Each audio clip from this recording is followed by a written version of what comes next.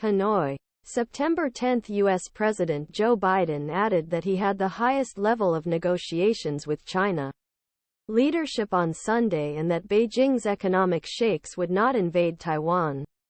In March, the leading Li participated in the gathering of world leaders instead of 11. The two leaders were not expected to have negotiations on G20. But the script encounters are common at summits. Biden told reporters, "My team, my staff still meets the president of the President Xi and his cabinet. Today I met the number 2 in India. We talked about stability and the southern hemisphere. It wasn't any conflict." On Sunday, the White House said Biden met with a Chinese leader at the summit.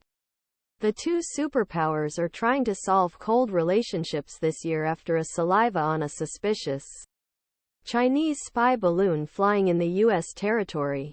But the fear of economic slowdown caught Beijing.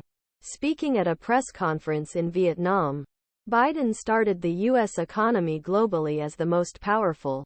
Gazeteists said that China's growth has slowed down due to a weak global economy and Chinese policies. But which policies did not specify. Biden called China's economic situation problems in the real estate sector in crisis. Referring to high unemployment, one of the biggest economic principles of his plan is not working at all now, he said without elaborating. Xi, U.S. President Joe Biden participates in the Global Infrastructure and Investment event on 9 September 2023 on the G20 Summit Day in India. Biden added he's full hands right now.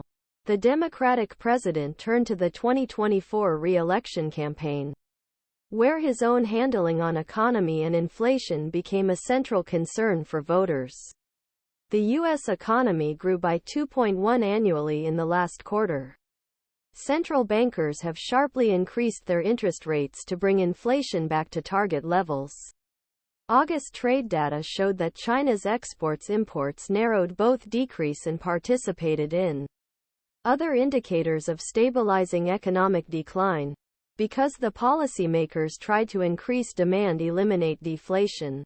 Li said that China should reach approximately 5 to its 2023 growth target. But some analysts think that a deteriorating property decrease, weak consumer expenditures and rounding credit growth may mean lower growth. Open dialogue. Biden tried to keep communication with China open to reduce the temperature of international friction on Taiwan, including the self-ruled island allegedly by China. "I don't think that this would cause China to invade Taiwan," Biden said. The economic problems of the country. He described the U.S. as a Pacific force without intention of withdrawing from the region. Biden also said that last moves Chinese authorities designed by United States iPhones are trying to change some rules of game in trade to prevent U.S. state employees. "I am not sincere about doing the relationship right," he said. Reporting Nandita Bose in Hanoi and Trevor Hunnicutt in Washington. Additiona.